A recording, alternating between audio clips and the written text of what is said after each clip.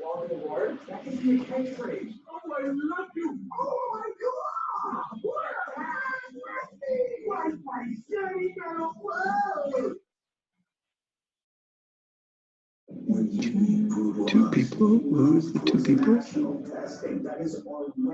the winner. Catherine. Abby.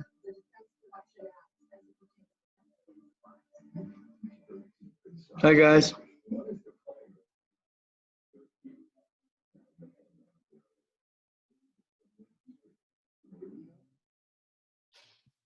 Hi, Mr. Guy. How are you? Good.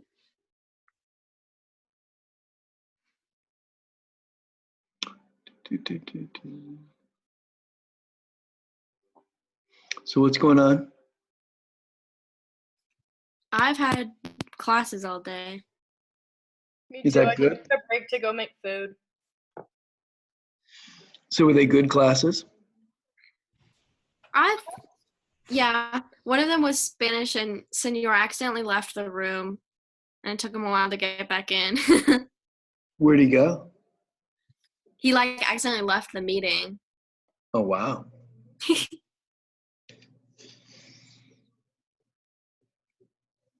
So any news, any good stuff going on?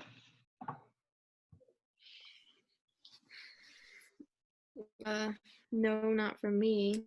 Nobody? No good news? Why not?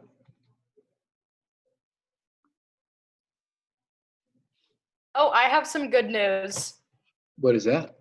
There were active bees on the mountain this morning, and it made me happy because there were all those news articles about the killer hornets, Yep. and they were all saying that the hornets kill the bees, and so I was getting really sad about the bees, and then there were a ton of bees, so You were very happy that you saw good bees. yeah, pretty much. Very nice. Very nice. And where were you? What was that? Where were you? Paestua Peak. Very cool.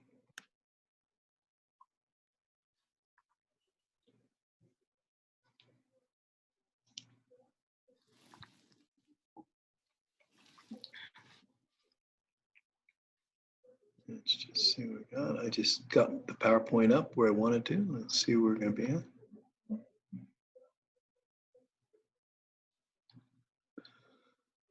We'll start in a minute. Hi, Ben.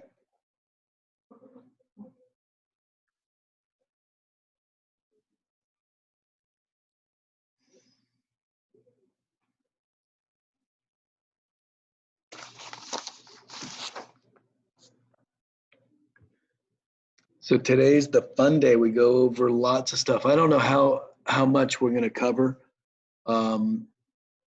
This unit is a long unit. It's aggregate supply, aggregate demand, and then it covers the Phillips curve, and then it covers fiscal policy. So it's kind of a long unit. I don't know if we're going to get through all of it today. We might need to do 2 days or whatever we need to do. So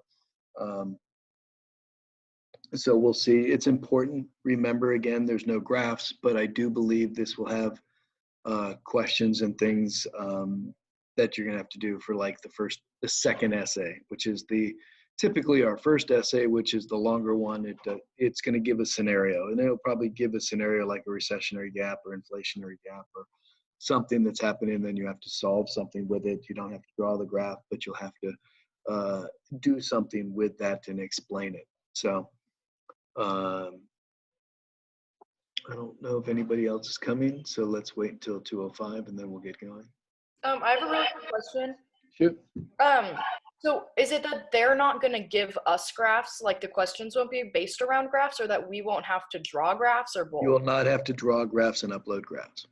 Okay, but they can give us a graph. They could give you something, sure. Most of them they don't, but they could. Okay.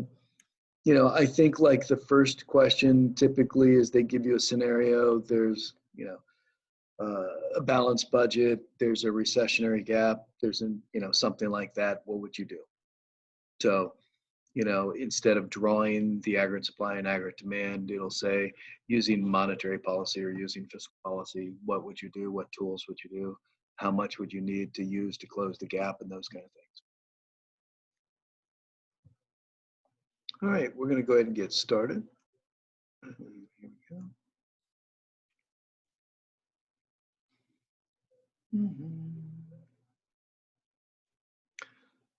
So this is the old version, but basically this section, unit 3, I'm doing aggregate demand, aggregate supply. We're going to look at the determinants of aggregate demand, the multiplier and crowding out effects. We're going to look at short run versus long run, sticky versus flexible wages and prices. And then we're going to be looking at the Phillips Curve, fiscal policy. We're going to be looking at recessionary gaps, inflationary gaps, and then, you know, so we're going to look at those kind of things.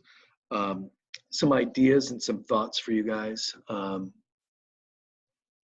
No graphs. Remember to understand the content of the graphs. There is no unit 6.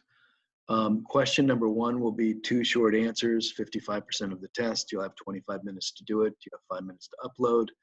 And typically the questions that you're going to be asked, and these are ones that I've looked up and I've shown you. Comparative advantage might be a question that you might ask. The types of unemployment, GDP transactions. There's a couple things it could be. There was one that said, is this part of GDP or not part of GDP? There are other questions where you actually calculate nominal GDP and real GDP. The multipliers, the government spending multiplier and tax multiplier, and doing that.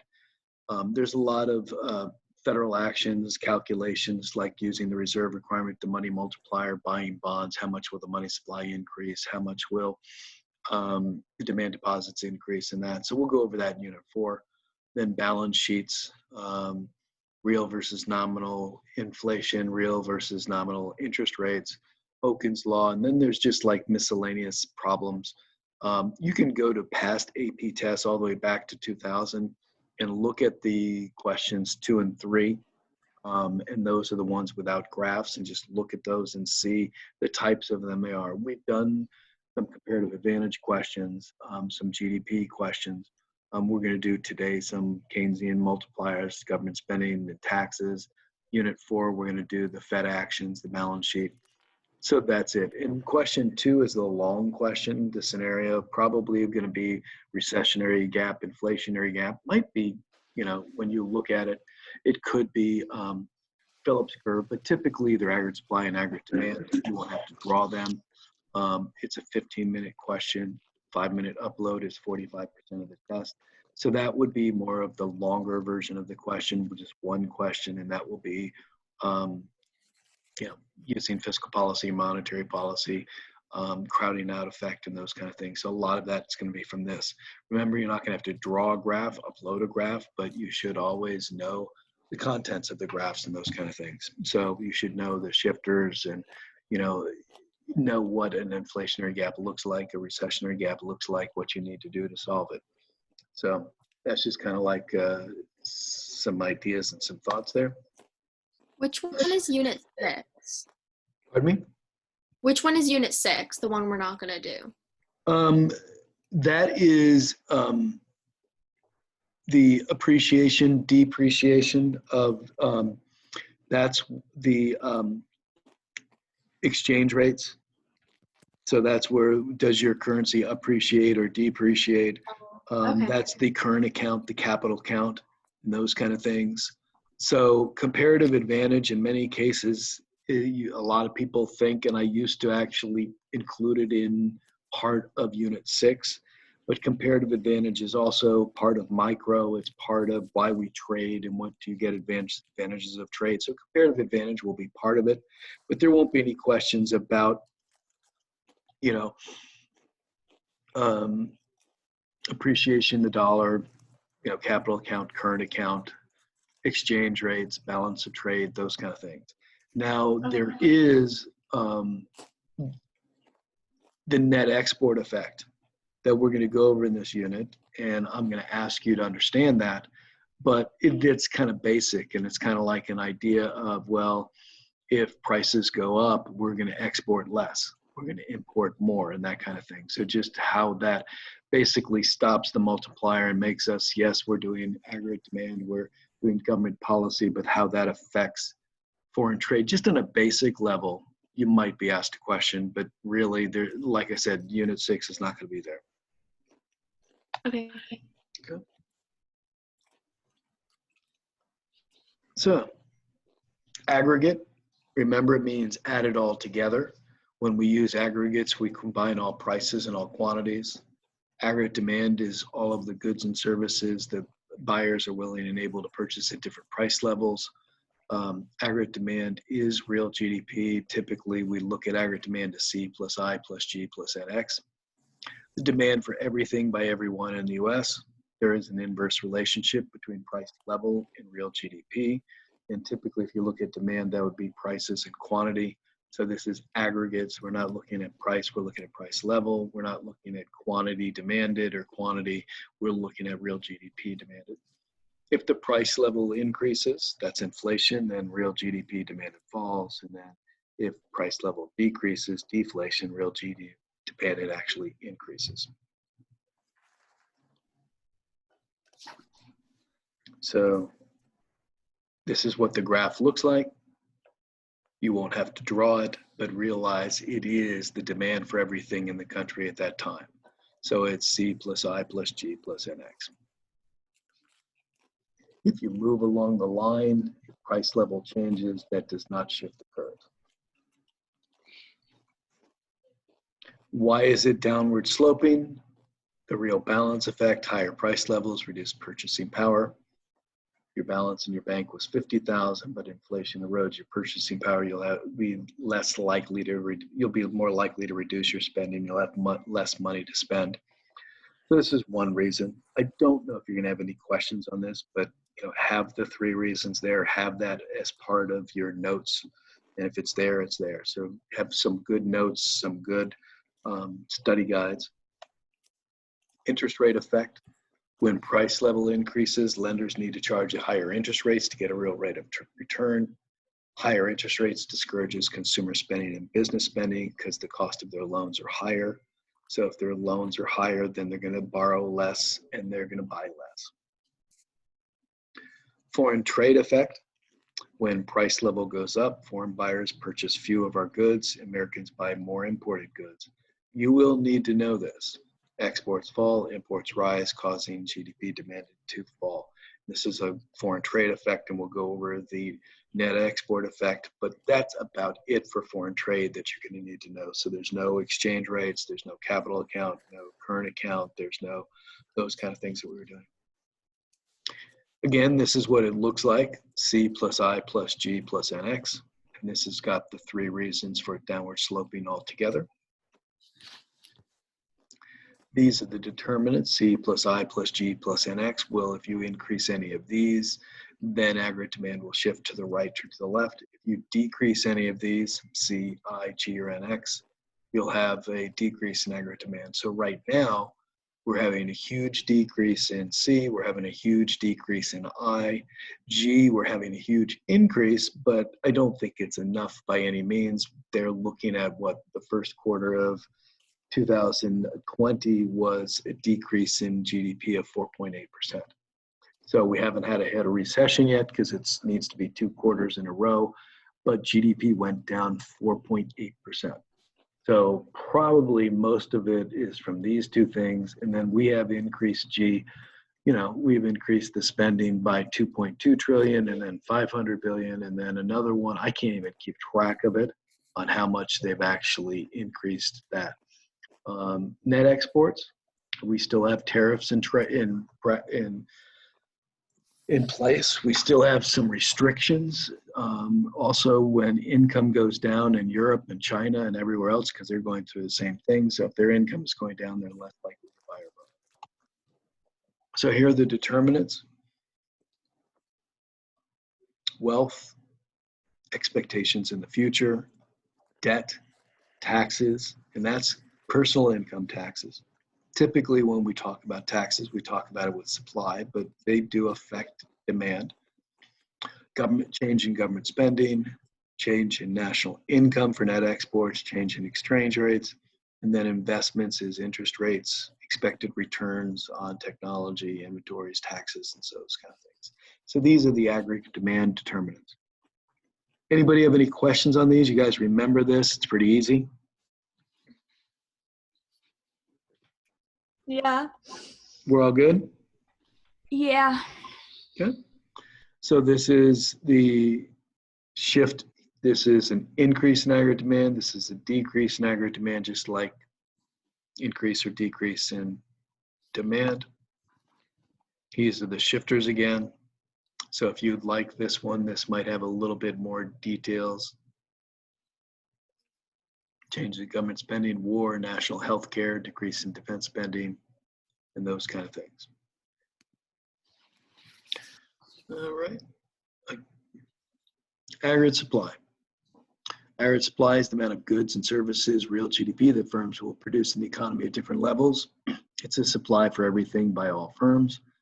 Now, in this case, there are two supply curves. There's a short run and a long run, two different curves. So short run aggregate supply is where wages and resource prices will not increase as price level goes up. In the long run, wages and resource prices will increase as price level increases. So short run aggregate supply is upward sloping, and long run aggregate supply is a vertical line going up and down. So in the short run, because wages and resource prices don't increase, your prices go up, your profit actually increases, and with higher profits, the firm has the incentive to increase production, and it increases Q and increases that. So in this case, the profit went from 20. So 100 minus 80 equals 20. Now you have this, the profit is now 120. So it actually increases and they're going to make more. In the long run, resource prices, wages will increase as price level goes up. So it's the same ratio. The profit goes from 20 to 40, but it's really the same because all of the costs have gone up, all the prices have gone up, the profits have gone up at the same amount. So real profit has not changed at all. So 20 to 40 is not an increase in real profit, it's just included with inflation. So if real profit doesn't change, then there's no incentive to increase output, and that's why it's a straight up and down line. So these are what this review slide, and I've actually changed it for supply factors that shifted. I use IRAP, but this is resource prices, environment, and productivity, and they combine some things. I use this one, inflationary expectations, resource prices, government action, and productivity. So shifters of supply are change inflationary expectations. So realize this is the first one, and this is the one that we use quite a bit. So look at this because it says if an increase in aggregate demand leads people to expect higher prices in the future, this increases labor and resource costs, and then aggregate supply shifts to the left and decreases. And then if people expect lower prices, it shifts to the right and increases. This is the big one that's basically for automatic stabilizers. It's for, you know, classical economics where we don't need to have government intervention because this automatically happens. So this is an important one that, and also just read the question. If it doesn't ask for this, what will happen next? But if you do have an increase in aggregate demand and prices go up, then they should be asking the next question, what will happen to get back to equilibrium, or what will happen in the long run? What will happen in classical economics? It shifts to the left. Change in resource prices. Prices of domestic and imported resources, increase in the price of Canadian lumber, decrease in the price of Chinese steel, supply shocks, negative supply shocks. Typically, we've had positive supply shocks. I don't think anybody's ever seen in their lifetime, my lifetime, I think the barrel of oil was negative for like a day or so. Did you all catch that in the news where there was actually, the price was so low? We've also had some bonds and bond prices where they're actually negative. So it's kind of interesting with this. Change in actions of the government. This is not government spending, but this is taxes on producers, corporate income taxes, subsidies, which are basically gifts, welfare, grants to domestic producers, government regulations, the red tape for business. So if those are changed, that's government action. And then changes in productivity, technology, computer virus destroys half the computers. And remember, anything that shifts the production possibilities curve will shift long-run aggregate supply. These are the shifters of aggregate supply, and typically we do this for short-run aggregate supply. But if it is long-run aggregate supply, it would be anything that shifts the production possibilities curve, and that's the number and quality of resources, technology, and then exports and imports, trade. Please stop me if you have any questions. Stop me if anything else. So this is kind of like a weird graph, and I probably should change it and do it, but typically you have your short run aggregate supply curve kind of goes up and upward sloping, and then this is your long run aggregate supply curve. This shows a recessionary gap. This shows the intermediate range, and this shows the classical range of the aggregate supply curve. And this is real GDP, this is price level. So this is kind of like the Keynesian level and area, and we'll go through that again. But typically I do the long run aggregate supply straight up and down, and then short run is moving upward like this. Short run aggregate supply curve assumes that nominal wages are sticky and they do not respond to price levels. It's upward sloping as business increase output to maximize profit. Short run is generally considered to be a year or less. In the long run, the average supply is vertical, economies at full employment. So that long run where it's there is considered at 4 to 6% natural rate of unemployment. As prices go up, wages have adjusted, so there's no incentive to increase production. Generally considered in the long run is to be longer than a year. So this is the typical short run aggregate supply curve, upward sloping, long run, and then down. Whether anybody draws it with a curve or not, it's a-okay. You're not going to be drawing it anyhow, but you do need to kind of know what the axes are. I would have the graph written out. I would have it there. I would even have, recessionary gaps, inflationary gaps, have your study guides, have your documents there for you. So this is what an inflationary gap looks like. Output is high, unemployment is less than the natural rate. So it'd be like what we've had previously, where it was like 3.5% unemployment, where natural rate is 4% or 5 or 6%. Actual GDP is above potential. So this is an inflationary gap. And typically we're normally at full employment, and at a, where there is no gap, it's aggregate supply, aggregate demand, everything would hit here. This is a recessionary gap, low output, unemployment is more than the natural rate. So instead of 4 to 6, it's 8 to 10%. So this is actual GDP is below potential. So this is a recessionary gap, and where you look at.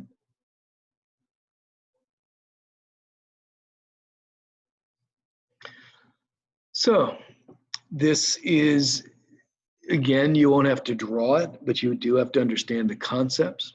So the first part is we start right here at equilibrium, and then consumer expectations fall. Consumer spending plummets. So this is after the coronavirus has hit. We have the lockdown. This is what's happening with aggregate demand. Now prices go down, and the idea is supply will increase and supply will come over here as workers accept lower wages, production costs fall. We have not had this shift yet. We are still shifting over here. Now we have had some probably lower prices, but I haven't seen prices in March. I haven't seen them in April. Workers aren't getting less in wages. I don't see wages decreasing. And actually, when you're looking at unemployment and numbers that they're getting, that's not happening yet. So right now, we're looking at, this is still happening. And remember, this is in the long run, so this might take some time. It might take a year for then this to shift over here. Okay? Deflation, falling prices. How often does it occur? Not as often as inflation. If prices were to fall, the cost of resources must fall, or firms would go out of business. Cost of resources, especially labor, rarely fall. Like I've said in class, very rarely do I see anybody's wages go down when they work at the same company. They might be let go. They might hire new people at a less of a wage, but very rarely do I see people have lower wages, basically through contracts. Wage decreases result in poor worker morale. Firms must pay to change prices, so repricing an inventory, new advertising, new menus, that's expensive. So this is the ratchet effect. Prices move easily in one direction, which is up. It's harder for them to move down. So any questions on aggregate supply and aggregate demand? Are we all good? Do you guys remember it? Do we have any questions about sticky wages, about any of those things we covered so far? No. Okay, so this is classical versus Keynesian. So classical is the Adam Smith, the father of economics, and this is where basically the idea is you don't need government involvement. The free market corrects itself. Change in aggregate demand will not change output, even in the short run, because prices of resources and wages are flexible. So classical theory, there's not two graphs, there's not three graphs, there's two. So there is not a upward sloping aggregate supply, it is just this. There's no difference between long run and short run, they're the same. Aggregate supply is vertical, so aggregate demand can't increase without causing inflation. So whenever you increase aggregate demand and say you shift it this way, you're not increasing output, you're increasing prices. And when you shift down this way and have a recession, you're not decreasing output, you're just decreasing prices. So this is classical theory. And this is where you would say that wages and resource prices are very flexible. It's a straight up and down line. There are no sticky wages. So you don't need any government involvement. Price level will fall, government, the economy fixes itself. You're always back at equilibrium. And it worked really well. This theory worked until the Great Depression. And then with that, when prices went down, deflation was happening, and deflation was a problem. We didn't see the self-correcting mechanism.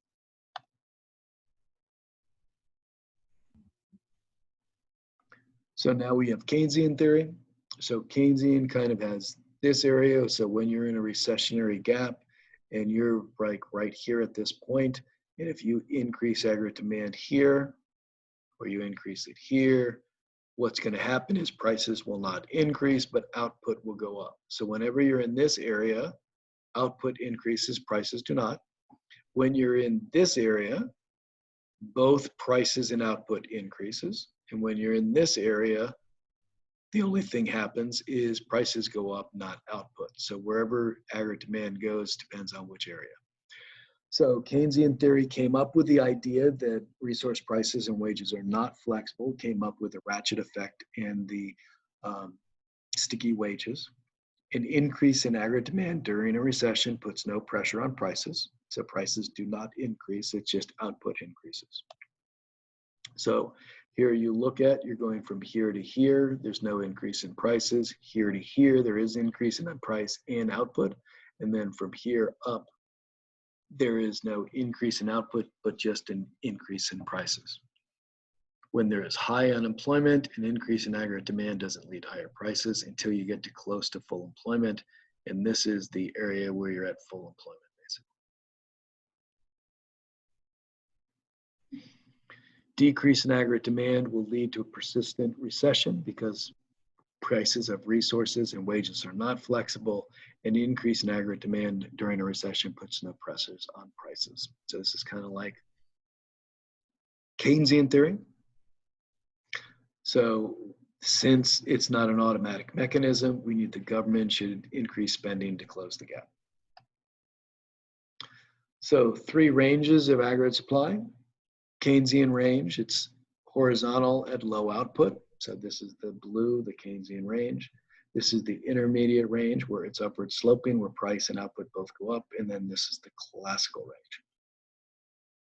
I've never seen people being asked to draw things like this, but I do see some students actually draw it on their curves like this. You won't have to draw anything, but you might have to know what does the Keynesian range mean? What does the classical range mean? You might have to know what they mean. Now, this one is basically, we've always done it with graphs, and we've always done graphs with it. So really what you're going to need to know is just the background between it and what it shows and what it is. Shows trade-off between inflation and unemployment. So what happens to inflation when unemployment increase, when aggregate demand increases. So this is what it looks like. So basically when you have high inflation, you're going to have low unemployment. When you're going to have low inflation, you're going to have high unemployment. So this is kind of like, this is 9% unemployment. This is low inflation, it's 1%. And then this is high inflation, and then this is low unemployment. So just realize that this is how it looks like. You're not going to have to draw it, but when there's a recession, unemployment is high, inflation is low, and vice versa. There is a long run and short run. This is the short run Phillips curve. This is the long run Phillips curve, and it's at the natural rate. So that's what it looks like. There is no trade-off between unemployment and inflation in the long run. So you do need to know there's no trade-off. Know the trade-off in the short run. There's none in the long run. Also, the natural rate of unemployment doesn't change until economists actually, or the government says that we're going to change that. So there's nothing that shifts the natural rate of unemployment or makes it go up or down. So really what I'm asking you to know on this is if you are changing aggregate demand, say you're shifting aggregate demand up or down, what you're doing is moving along the line. So if you're increasing aggregate demand, so price level is going up, output is going up, so here's where you're going. If you decrease it down here, there is where you're going to go right here. So you can draw the graphs. I think I even have some in your notes. I even had you do that to draw it. So if you shift aggregate demand on the Phillips curve, you're just moving along the line and moving there. So this is at full employment, that's at full employment. If you're doing, in this case, this would be an inflationary gap. Down here would be a recessionary gap. Then I put this, and really, because it gets confusing and get drawing, when you are changing aggregate supply, you're not moving along on the line on the Phillips curve, you're shifting the Phillips curve. So in this case, what happens when aggregate supply goes up? So aggregate supply goes from here to here. This is an increase in aggregate supply. This is what happens. So it goes from here to here, or then here. So this is what you're doing. So when aggregate supply goes this direction, this is what happens to the Phillips curve. And then when aggregate supply goes in this direction, this way, then Phillips curve shifts the opposite way. So shifting the aggregate supply shifts the Phillips curve. Shifting aggregate demand is a movement along the line.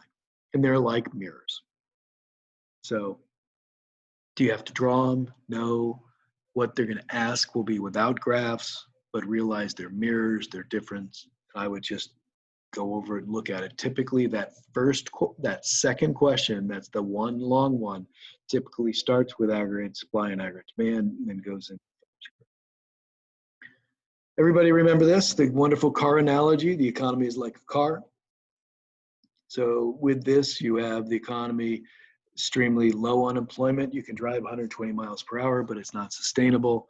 Driving 20 miles per hour is too slow. The car can easily go faster. You have high unemployment. 70 miles per hour is sustainable. You're at full employment. Some cars have higher capacity and can drive faster than others. That's industrial nations versus the world. If the engine technology or the gas mileage productivity increased, then the car can drive at even higher speeds. That's where you increase long-run aggregate supply. Government's job is to break or speed up when is needed to promote things that will improve the engine. We're trying to shift the PPC outward. We're trying to basically look at unemployment, inflation, and then we're trying to look at economic growth. So here are the different toolboxes: fiscal policy, actions by Congress to stabilize the economy, or monetary policy, actions by the Reserve Bank. Fiscal policy as government spending and taxes, we're going to look at those in this unit. Monetary policy as reserve ratios, discount rate of market operations, and we'll get to that either Thursday or Friday. We'll see how long this one takes. Contractionary fiscal policy is the break. Laws that reduce inflation, decrease GDP. We're trying to close an inflationary gap. This is where we're going to decrease government spending, increase taxes, or a combination of the two. So definitely make sure if you've got a inflationary gap, what do? You decrease government spending, you increase taxes, or do both. Expansionary fiscal policy is the gas. That's a law that reduces unemployment, increases GDP. We're trying to close a recessionary gap, and that's what the government is trying to do right now with the coronavirus. We're increasing government spending. This time, we have not decreased taxes at this time, but it could be a combination of both. We could do both. Now, how much should the government spend? It all depends on how closing the gap and how much it should be. But these are the two policies: contractionary fiscal policies, the break; expansionary fiscal policies, the gas. So everybody remembers, and hopefully you will, that if we spend $5 million, will aggregate demand increase by the same amount? The answer is no, because as aggregate demand increases and there's more spending, it becomes income for consumers. Consumers take that money and spend, increasing again. So there is a multiplier. There's a multiplier for business spending, government spending. There's a multiplier for consumer spending. So they all increase. Now, MPC is the change in consumption over the change in income. So let's see. So MPC is the change in consumption over the change in income. So kind of like move that above there. So if you receive $100, you spent $50, your MPC is 0.50. So we're looking at the 50 goes above, the 100 goes below, 50 over 100 is 0.50. If you received $100 in income, that goes at the bottom. You spent 80 over 100 is 0.8, your MPC is 0.8. If you received 100 and spent 100, it's 1. MPS equals 1 minus MPC. People can either save or consume. So you either have MPC or MPS, and typically I add them up together and they should equal 1. So this is the government spending multiplier.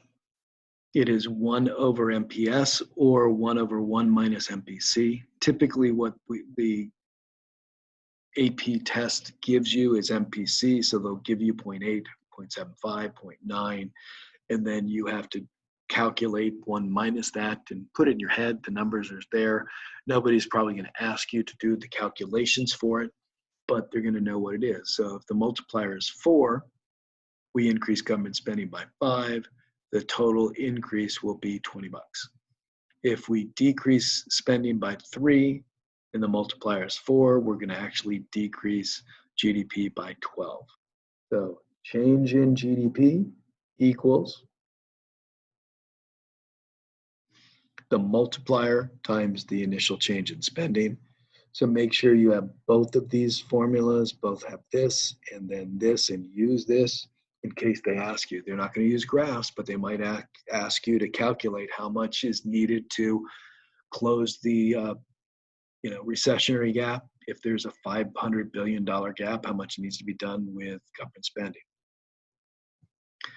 So this is just a multiplier effect. It shows as marginal propensity to consume falls, the multiplier's effect is less. MPC is 0.9, the multiplier is 10. MPC is 0.8, the multiplier is 5. MPC is 0.5, the multiplier is 2. So consumption increased by 2. How much will GDP increase? 2 times 2 is 4. If MPC is 0, investment increases 2 million. So how much will GDP increase? Just the 2 million. There's no multiplier. So just remember to have this, have it in your notes and ready to go if it asks you to calculate anything to close the gap. So we did a lot of these in class. So what is the gap in this case? This is a recessionary gap. It's on the left. You will need expansionary because you want to increase this. So there are two options. The two options are increase government spending or decrease taxes. So we're going to do government spending. The gap is $500 billion. So 0.8 is the MPC. The multiplier is 5. So in this case, 500 billion divided by 5 equals 100 billion. So you need government spending of 100 billion. I can see this question being asked on the test. I can see this, and I've seen it in the others, and it'll ask you to A, do it with government spending, and then B, how much will taxes need to be increased? In this case, not increased, but decreased. How much will your tax decrease be to close this gap? And it would be $125 billion. It will be larger because the multiplier is not 5, but the multiplier is 4. The multiplier is less. So go ahead. Yep. For the last one, Yep. you have to divide by the difference, by the multiplier. So it's 500 billion. You have to divide that by 5 to get the 100. There's your Is that what you said? formula. There is your 500 billion. Oh, okay, I got it. And then you have that, and you have your multiplier. You need to calculate this. Got it. So in that case, it's 500 billion. You know the multiplier is 5. What is the initial change? So you divide both sides by 5 to get that. So keep this formula there so you know it, and that'll help you with your changes. Okay. So the tax multiplier, the trick is it's always 1 less than the government spending multiplier. So if the government spending multiplier is 10, the tax multiplier is 9. If the government spending multiplier is 5, the tax multiplier is 4, because whenever you have taxes, they don't spend 100% of it or that whole thing. They have that MPS, they save part of their tax cut. So when they get a tax cut, consumers will save 1 million and spend 3 million. So 3 million is the amount that's magnified in the economy, not 4 million. So this is a big difference because there is this with the MPCs 0.75. That's the multiplier is 4, but with taxes, people will save part of it. So this is always going to be less. The multiplier is always going to be less, so you're going to be needing a larger tax cut or a larger tax increase than you would for government spending increase or decrease. So I just put this slide there just to show you the two formulas so you can have those. Government spending multiplier is 1 over 1 minus MPC. Tax multiplier is MPC over MPS. It's always 1 less. And then this is like that little formula that you're going to need just to make the calculations. And I can definitely see this. This has been part of the past questions that they asked.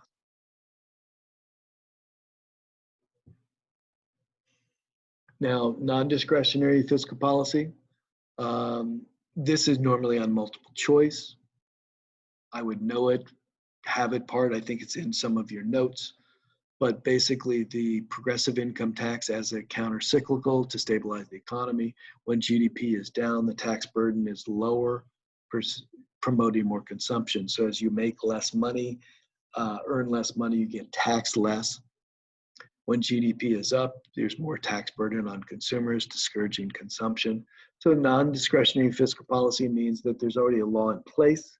There's already things that are already there. So there's like food stamps, unemployment, the progressive income tax are already there. Congress doesn't have to pass a new law. It's set up there to help people in recessions and in overheating the economy. Problems with fiscal policy. When there's a recessionary gap, there's 2 options that government has to fix it. Congress can basically decrease taxes or increase government spending. Doing both is great. It fixes it, but it increased the deficit. So right now, I'm kind of scared on what the deficit's going to be this year. We've already spent like $2.2 trillion. We spent $500 billion. Debt was already at $24 trillion. Kind of scared to see where it's going to be. Budget deficit is when the government's expenditures exceed revenues. The national debt is the accumulation of all deficits over time. If the government increases spending without increasing taxes, they'll increase the annual deficit and debt. And remember, there is a balanced budget multiplier. which is basically 1. So that's where if you increase government spending by $100 billion and you increase taxes by $100 billion, you'll get an increase in GDP by, like $100 billion.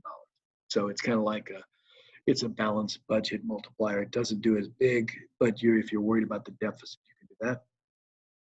Most economists agree that budget deficits are necessary evil because forcing a balanced budget would not allow Congress to stimulate the economy. You're going to see a lot of problems with states because they're going to have a shortfall. States are required to have a balanced budget most of the time in their constitution. It's not something the federal constitution and the federal government says every state must have a balanced budget, but they seem to do that in all the states. So if they don't have money like from income or from sales tax or from these things, there's going to be a big problem with state budgets. You see cutting in state spending. Additional problems with fiscal policy is the crowding out effect. As in basketball, there's boxing out. Crowding out is where government spending might cause unintended consequences that impede the policy. So here we have a recessionary gap.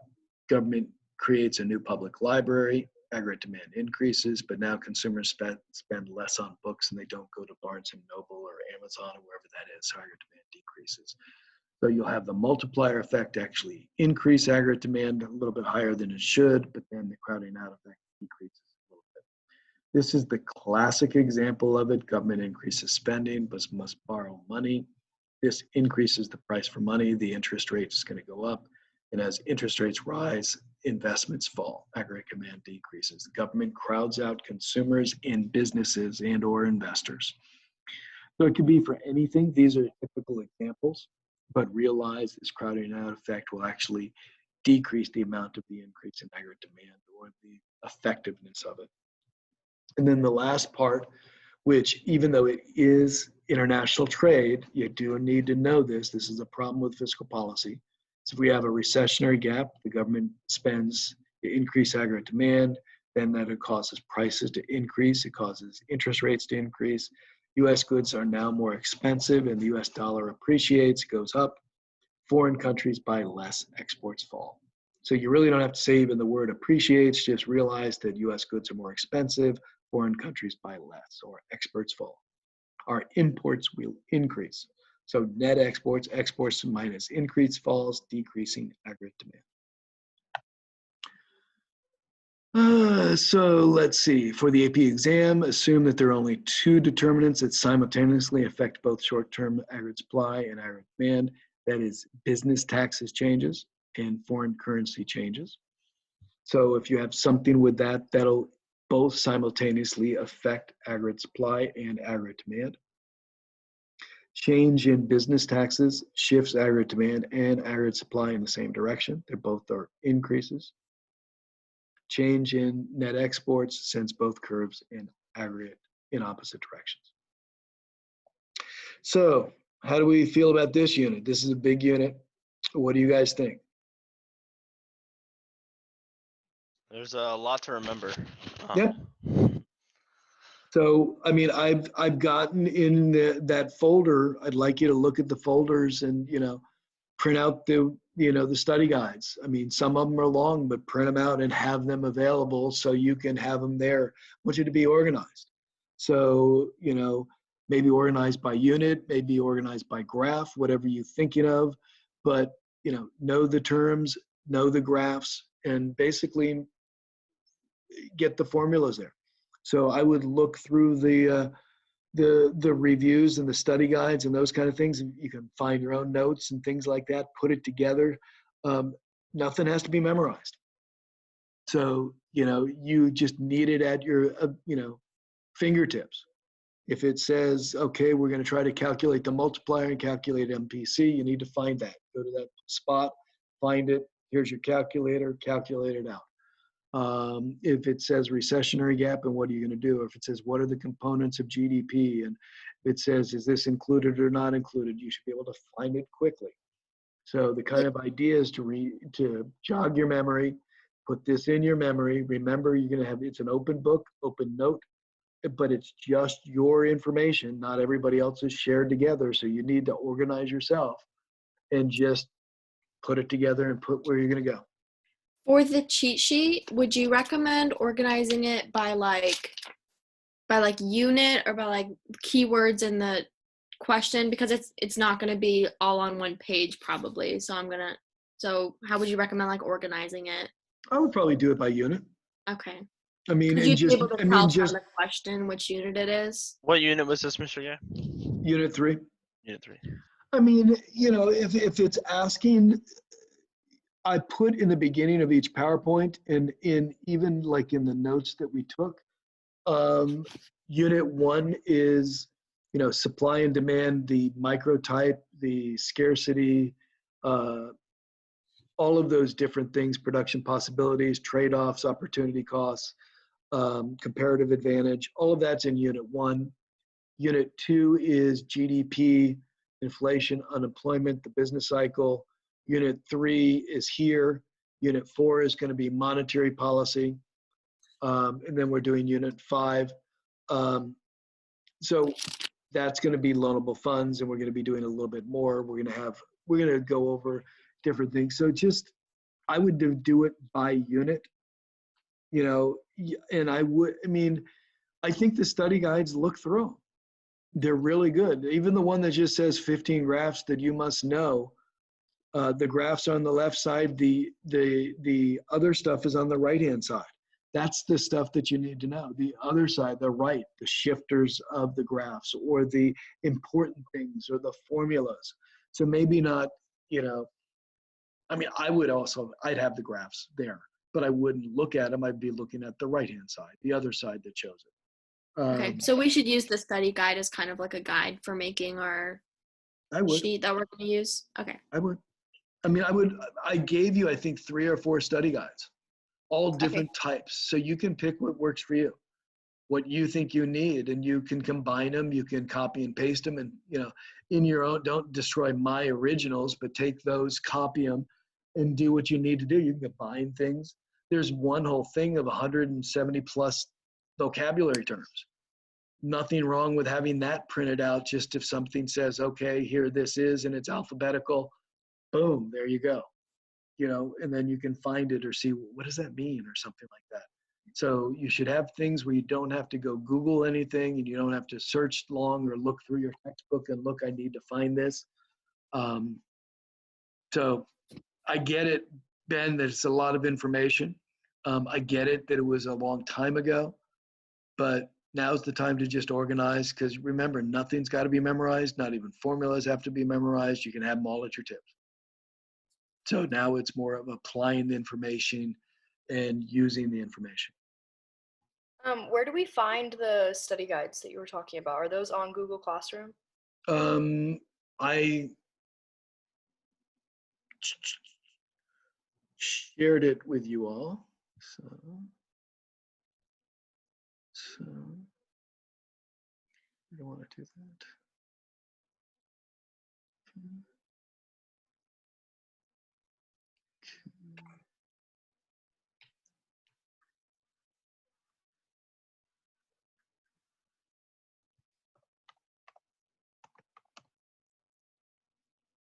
Also, they say that like it's not going to be something that you could just look on your notes for and find, but like a lot of this stuff is, how are they going to do that? Or do you think they're just saying that? What do you mean? Make it more like, like they said that you wouldn't be able to just Google things or just find things from your notes. How would they do that? Because this stuff seems like it's all just like, get it from your notes. I don't know what you mean. They are expecting you to Google something. Oh, okay. I don't know. It is open book, open note test. My issue, and like the other people that I've seen that do this review, if you Google something, it's a waste of your time. Okay. What you really need to know is you've got everything in the course here. You've got it here. Now you just need to find it. To me, it's quicker if you have things by unit and say, okay, I need to find the multiplier. That's in unit 3. That's where it is. Here's the formula. Here's how I do it. Okay. Versus Googling the multiplier. Now, the concern that they always have is if you copy and paste things, that's cheating, and they're not going to allow you to do that.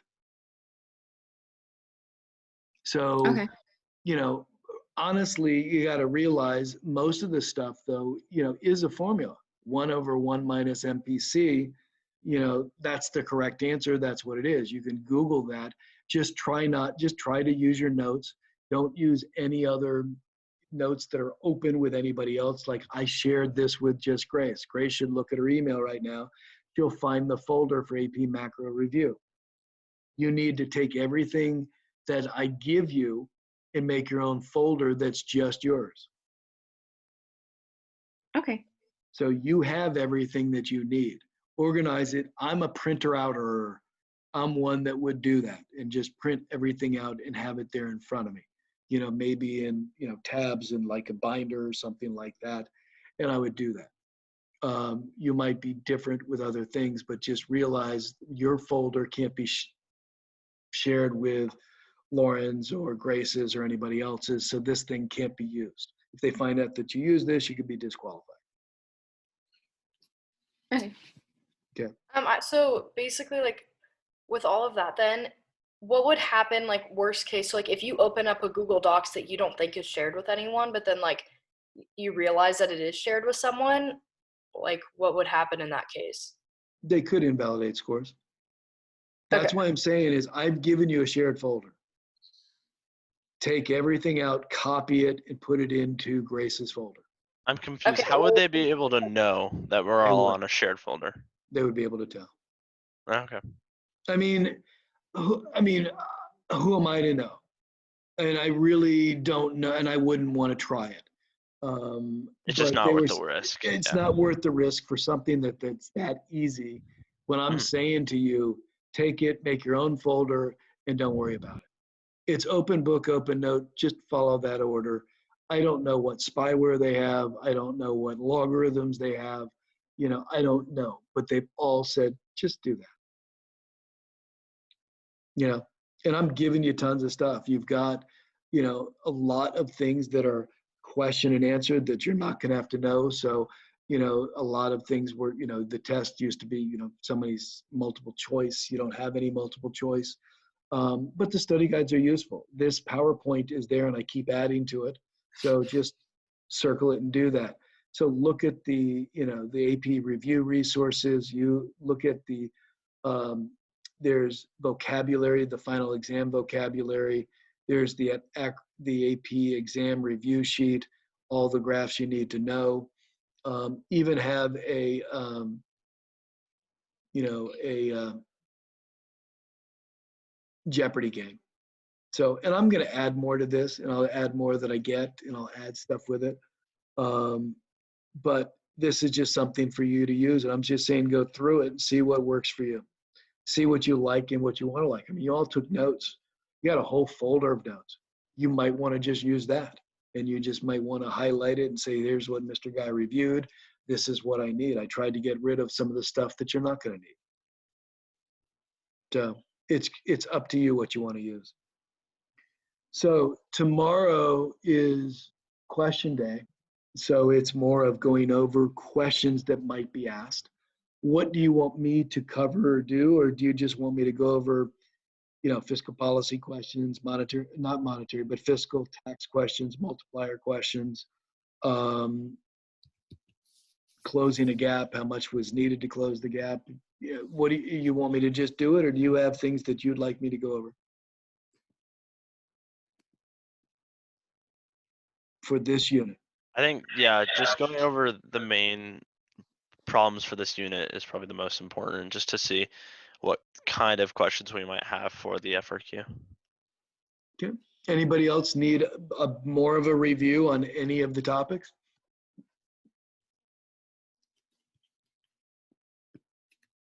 Anybody need more of going over, you know, Phillips Curve or going over the aggregate supply and aggregate demand, or do you think it was good today? I think maybe just going over, like, how they would word that into an FRQ question without a graph. It's a good question. We don't know. I mean, it seriously is. Are there like possibilities though? Like, could we go over like different Well, possible ways? everything that I have that I know of is the first question, we have lots of those. So the first question is two short answers, which could be the ones that I said at the beginning. Those could be, you know, what is included in GDP, not included in GDP, T accounts and different stuff like that. So there's a lot of those that don't have graphs. Now, every FRQ question in the AP right now, if I'm looking for those questions, they still have graphs. So that's the hard part, is looking for things without graphs. So I will do my best. And like I said, what I'm going to be asking you to do is say, here is a recessionary gap, an inflationary gap. What policy would you use? You know, what would you do with it? What would you do to government spending? What would you do to taxes? I'm going to do those tomorrow. I will look for these, but like I said, AP has not come up with the second question, the big one, the aggregate supply and aggregate demand and Phillips curve. They always use graphs, and now we're not going to have to. Now we can look at, you know,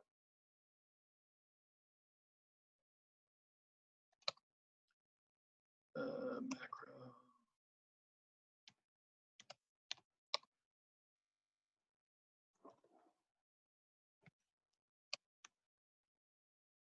No, I don't want 20. What is this year? 2020? Okay. All right.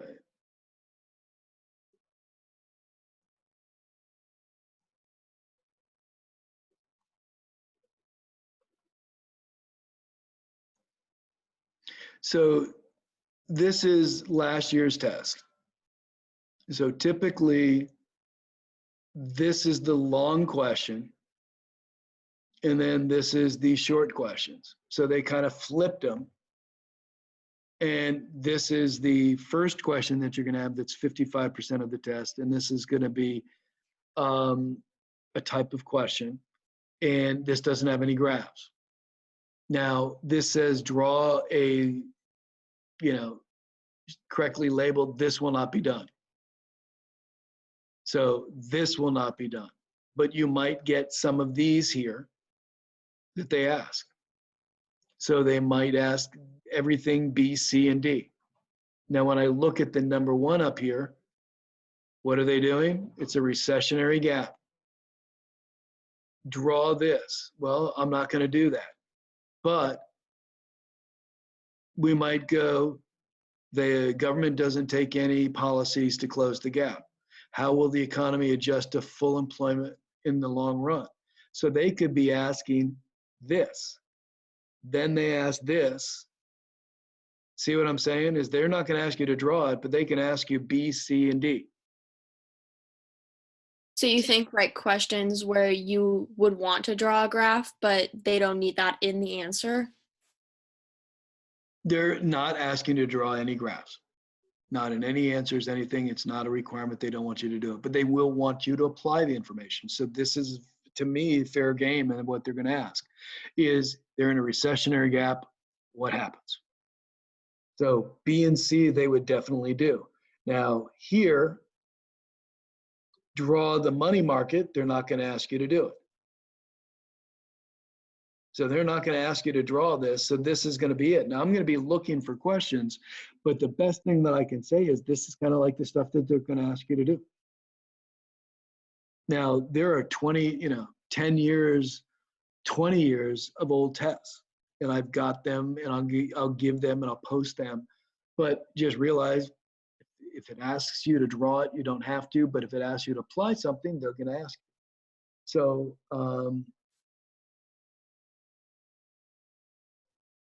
2018.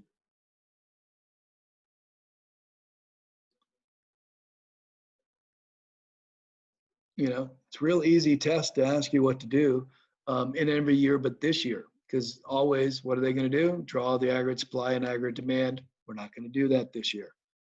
Now assume the Eurozone enters in a recession. What will the effect of the US exports on the Eurozone? Not going to be asked, because that's unit 6. Okay, but see, they're asking appreciate, depreciate, remain insane. That's not going to be asked. Nothing like that will be asked. Now, these are 2 questions. frictionally unemployed, structurally unemployed. We went over this. They're not going to ask you to draw the production possibilities curve, but they will ask you to calculate the employment rate, labor participation rate.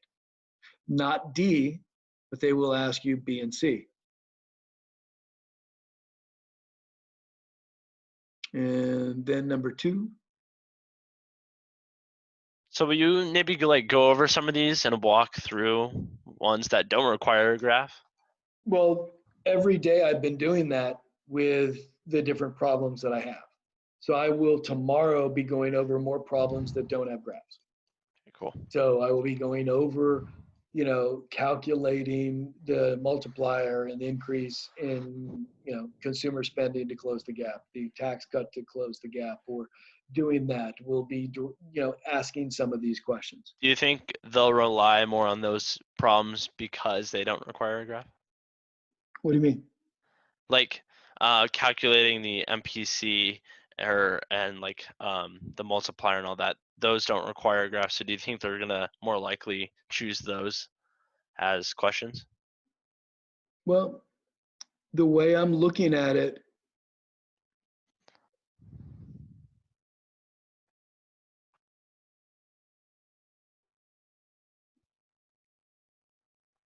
these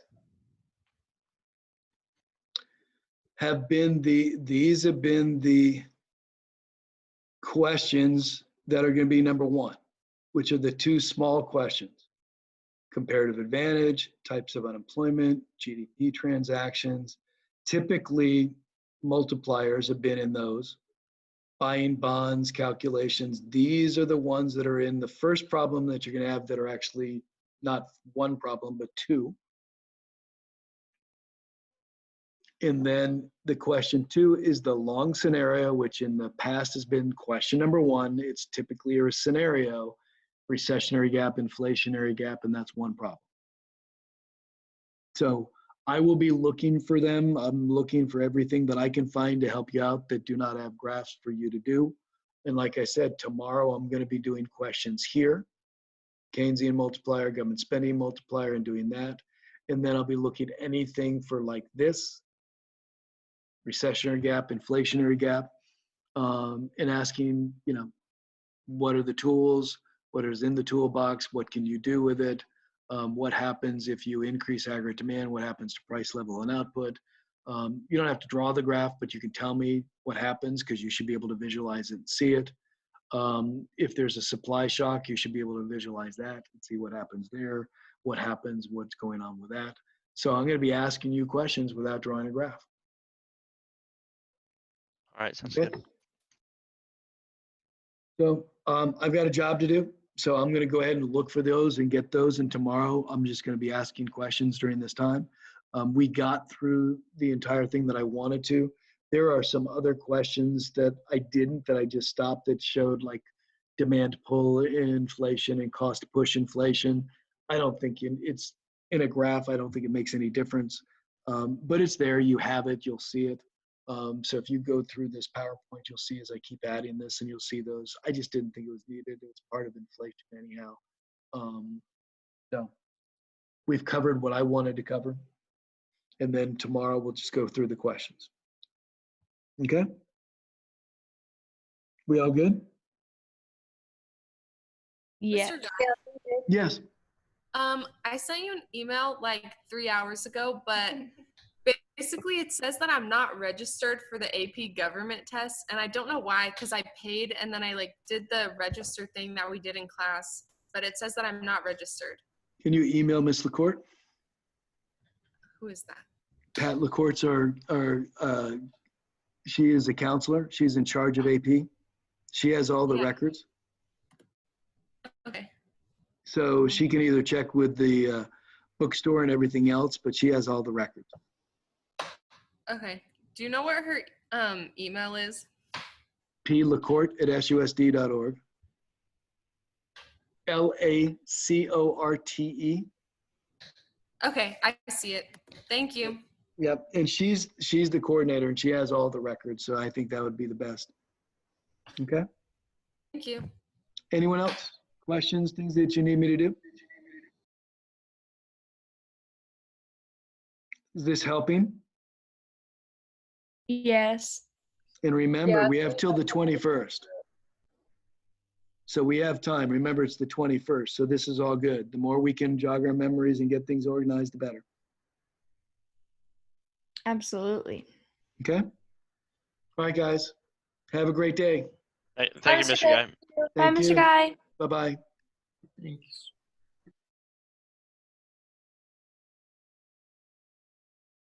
Adios. Adios.